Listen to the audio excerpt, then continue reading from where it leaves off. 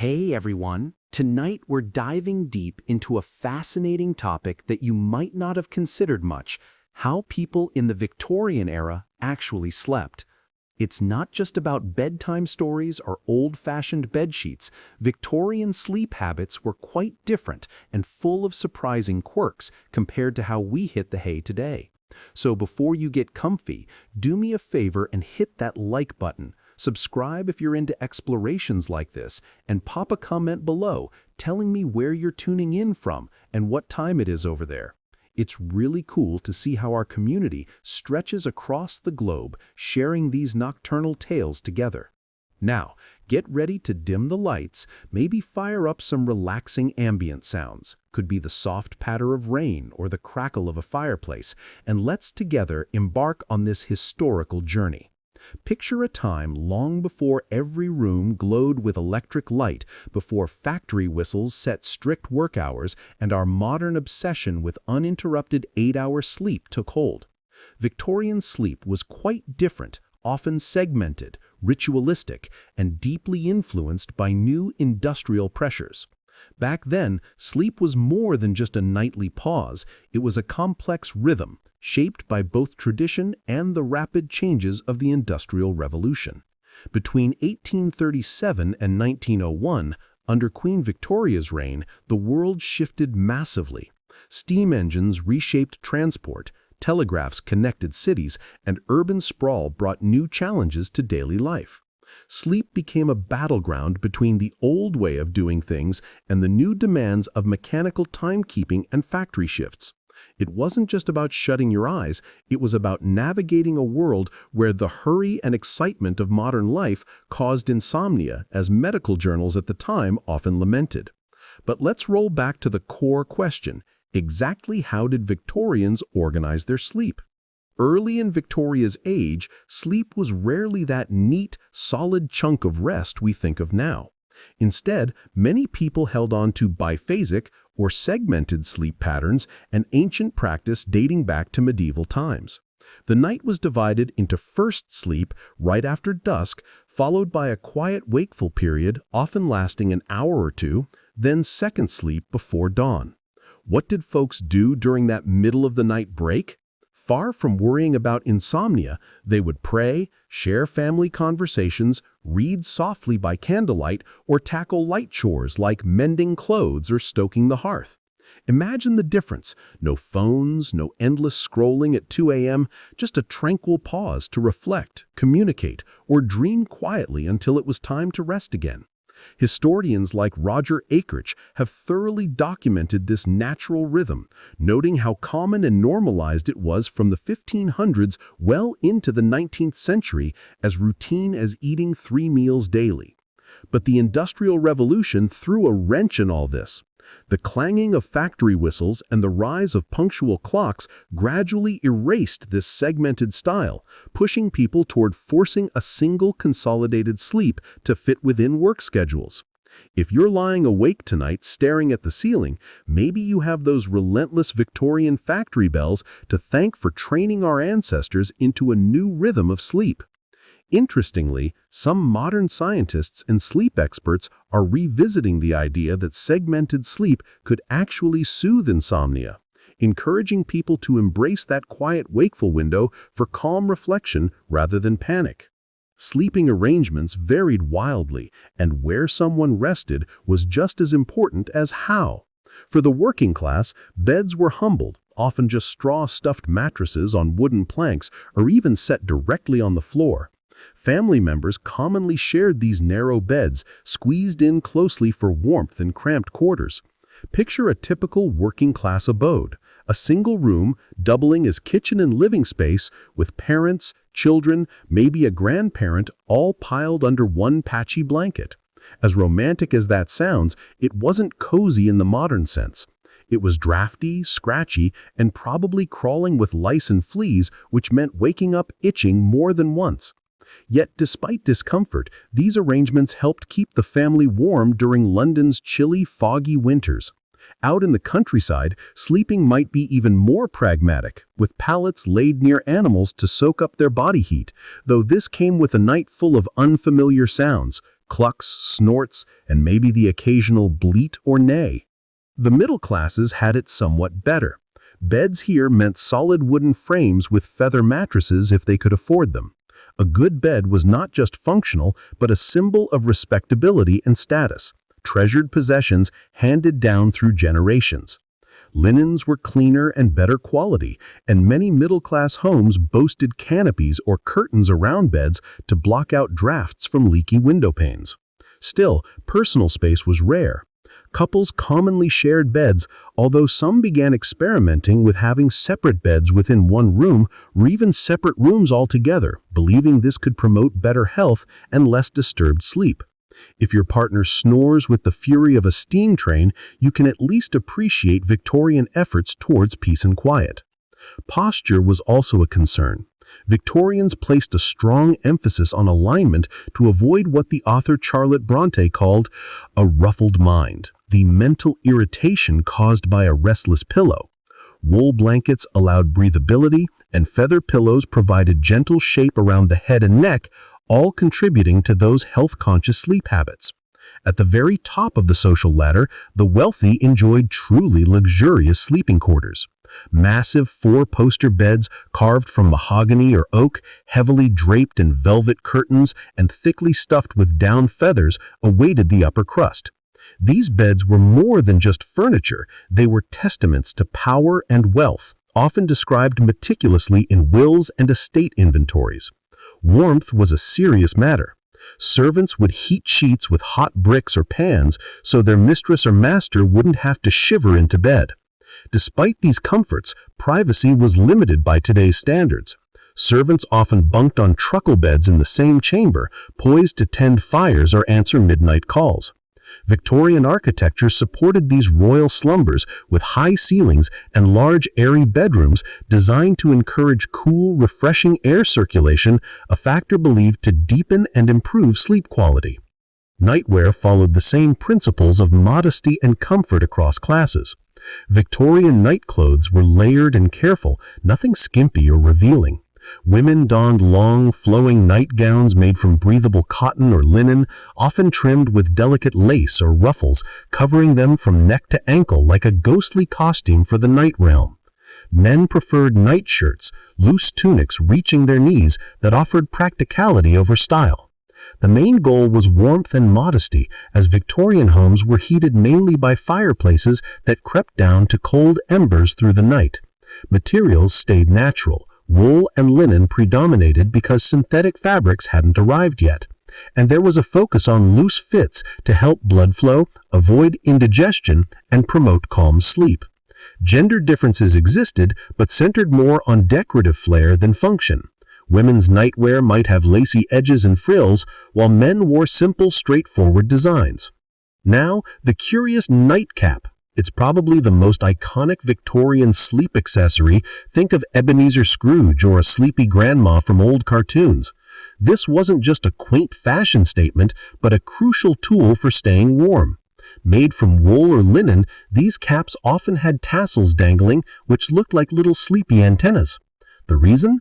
Most body heat exits through the head, so donning a nightcap helped trap warmth in chilly bedrooms.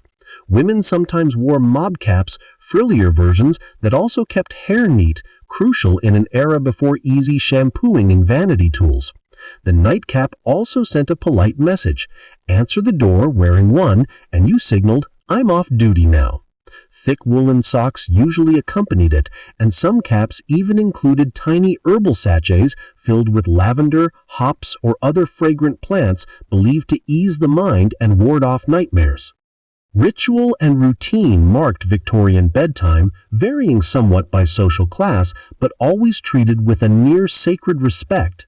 For the working poor, bedtime often followed relentless 12-hour shifts, leaving them utterly exhausted. Supper was simple: bread, cheese, maybe a splash of ale, then quick to bed by 9 or 10 p.m. Early rising was inevitable for long factory days. Entertainment was minimal, no TVs or streaming services, just storytelling, reading aloud, or the occasional sing-along if someone was literate. After work, workers might unwind in the pub, sometimes pushing bedtime later and cutting into rest. Hygiene was basic: Washing up was quick and rough, with full baths rare and often weekly. Bedrooms were aired out by cracking windows to battle the ever-present stale air believed to cause disease. Middle-class evenings were more refined. After dinner, families gathered to play parlor games, listen to music, or read the Bible, activities designed to unwind the mind. Baths were a weekly treat. Washing the face and hands daily was emphasized to maintain neatness. Windows were always freshened for good ventilation, even in winter, aligning with the belief that fresh air was essential to health.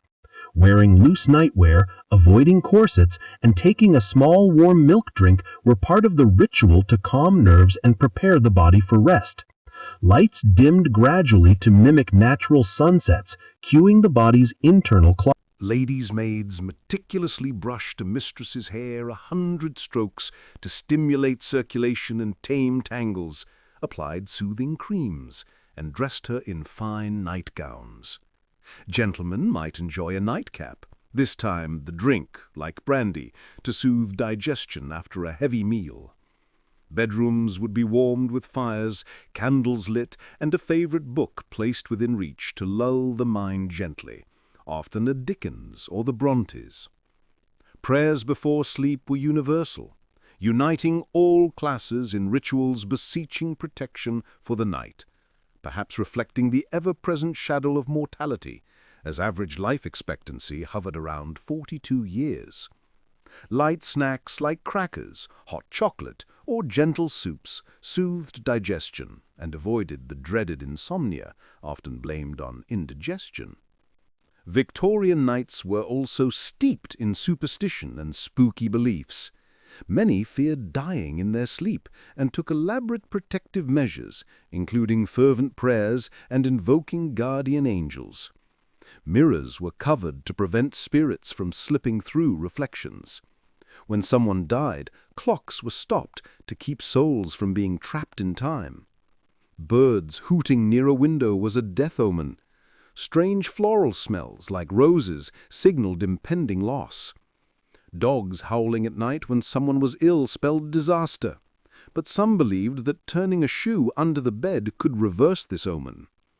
The sinister 3 knocks, with nobody there, meant death was literally knocking, an eerie event known as the 3 knocks of death. Objects moving mysteriously, a bird pecking a window, a picture falling, were warnings too. Even yawning was scrutinized. It had to be covered, lest your spirit escape or the devil sneak in. These superstitions blended with funeral customs like waking the dead, a practice to ensure no one was mistakenly buried alive, making bedtime both comforting and unnerving, like a cozy horror story whispered at candlelight.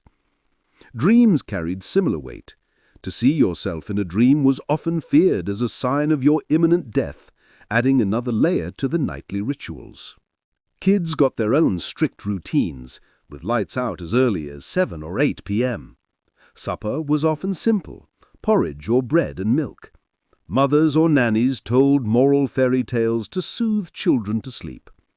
Baths were less frequent, but faces and hands were kept clean. Wealthier children had separate nurseries with cots or cradles, gently rocked, while poorer children usually shared beds with parents, learning life's hardships early. Sleep aids included drops of laudanum, a controversial opium tincture given to fussy babies, known now as a terrible practice. Public concern over school children's sleep grew as campaigns warned about premature mental decay from excessive homework. Families tried to mimic adult sleep advice: fresh air, loose clothing, and strict schedules. Insomnia was a widespread battle, even back then, especially among professionals overwhelmed by work. Remedies ranged from simple chamomile tea to dangerous substances like opium pills, chloral hydrate, and electric baths designed to stimulate nerves. Doctors emphasized fixed bedtimes, light suppers, and no brain-heavy work after sundown. Some Victorian sleep hacks were downright quirky, eating a midnight chicken salad or sipping champagne to settle the stomach. The Feredic bath, A tub of warm, salty water with a mild electric current was said to strengthen nerves, but was risky. Another bizarre method was applying ice along the spine to draw blood away from the brain, based on faulty cerebral anemia theory. Drug addiction, especially to chloral, became a serious problem, famously affecting the poet Dante Gabriel Rossetti. More natural advice included exercise, dark and quiet rooms, hot water bottles, and avoiding caffeine after sundown. Breathing tricks, like focusing on nostrils or counting sheep, were prescribed to lull the mind into boredom-induced sleep.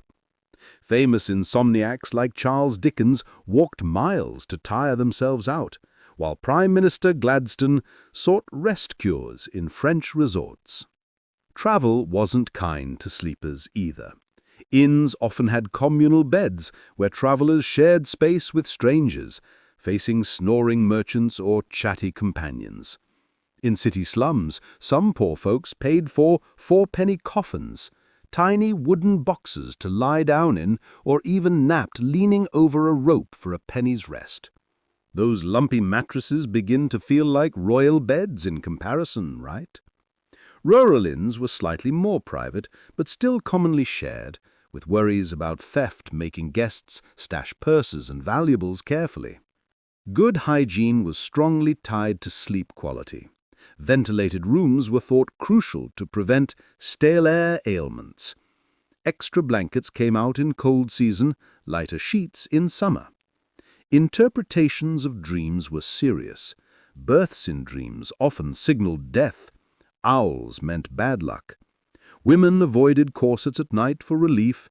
Men avoided late-night intellectual effort. Gender and health advice shaped nightly behavior. Toward the end of the era, sleep evolved rapidly alongside electricity and better lighting. The now familiar 8-hour sleep ideal took hold, standardizing rest. Yet modern science suggests the old biphasic sleep pattern may be more natural than our continuous sleep, disrupted by modern technology and constant stimulation. So, if you find yourself wide awake at 3 a.m., you might consider embracing the Victorian way. Light a metaphorical candle, quietly reflect, then slip back into dreams. So here we are, wandering through the vicissitudes of Victorian nighttime. From scratchy hay mattresses to sumptuous feather beds, itchy nightcaps to whispered prayers, strange electric therapies to rose-scented omens. Sleep has always been a quirky, fascinating human adventure shaped by culture, society, and nature alike. Wishing you sweet dreams tonight. May your sleep be as peaceful as a fog-shrouded London street, quiet and calm without howling dogs or falling pictures.